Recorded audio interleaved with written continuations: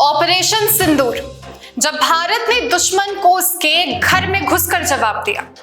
22 अप्रैल 2025 की सुबह जब जम्मू कश्मीर के पहलगाम के निर्दोष पर्यटकों पर आतंकी हमले हुए, तब पूरा देश गम और गुस्से में डूब गया। लेकिन इस बार भारत ने सिर्फ शोक नहीं जताया, भारत ने जवाब दिया, और वो भी ऐसा जवाब जिसे इतिहास में ऑपरेशन सिंदूर के नाम से जाना जाएगा। 22 अप्रैल को जम्मू कश्मीर के पहलगाम में आतंकियों ने मासूम देशवासियों को जिस बेरहमी से मारा है, उससे पूरा देश व्यथित है। कोटि कोटि देशवासी दुखी हैं। इस आतंकी हमले में किसी ने अपना बेटा खोया, किसी ने अपना भाई खोया, किसी ने अपना जीवन साथी खोया। ये हमला सिर्फ निहत्थे पर्यटकों पर नहीं हुआ है, देश के दुश्मनों ने भारत की आत्मा पर हमला करने का दुस्साहस किया है। मैं बहुत स्पष्ट शब्दों में कहना चाहता हूं, जिन्होंने ये हमला किया है, उन आतंकियों को और इस हमले की साजिश रचने वालों को उनकी कल्पना से भी बड़ी सजा मिलेगी। रणनीति के रंगों में रंगा ऑपरेशन सिंदूर सिर्फ एक सैन्य कार्रवाई नहीं थी, ये था भारत का स्पष्ट संदेश कि अब आतंकवाद बर्दाश्त नहीं किया जाएगा।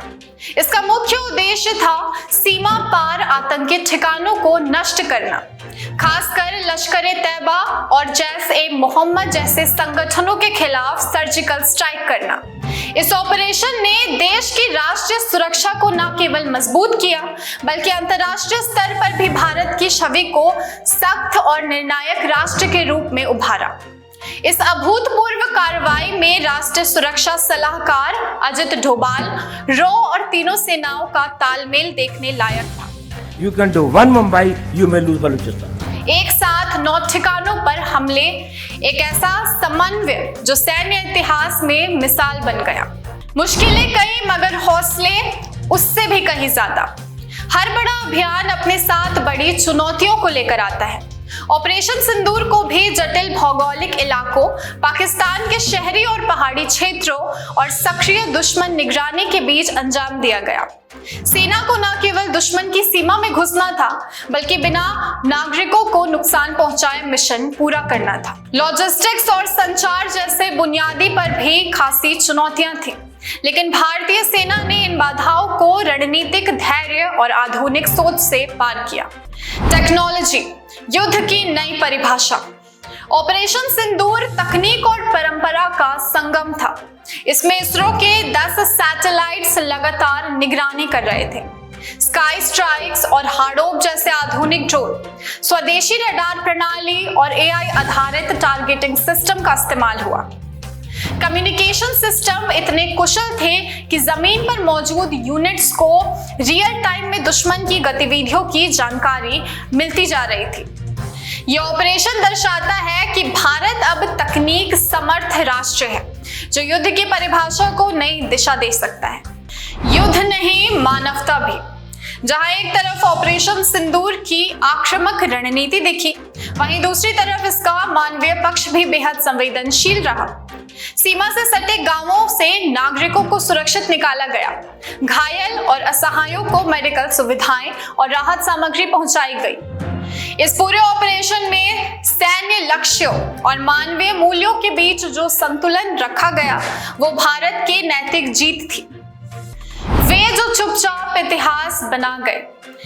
इस ऑपरेशन के नायकों की गाथाएं आजादी के वीरों जैसी हैं। पाकिस्तान में पिछले 3 दशकों से टेरर इंफ्रास्ट्रक्चर का निर्माण हो रहा है। इसमें recruitment, indoctrination centres, training areas व लॉन्च पैड शामिल थे। Indian armed forces are fully prepared to respond to Pakistani misadventures, if any, that will escalate the situation. Jai Hind and thank you very much. Colonel Sofiya Qureshi, जिन्होंने सीमावर्ती root से operation को अंजाम दिया, और विंग कमांडर व्योमिका सिंह, जिनकी निगरानी में एयर स्ट्राइक्स हुए। दोनों ने न सिर्फ महिला शक्ति का परिचय दिया बल्कि आने वाली पीढ़ियों को प्रेरणा भी दी।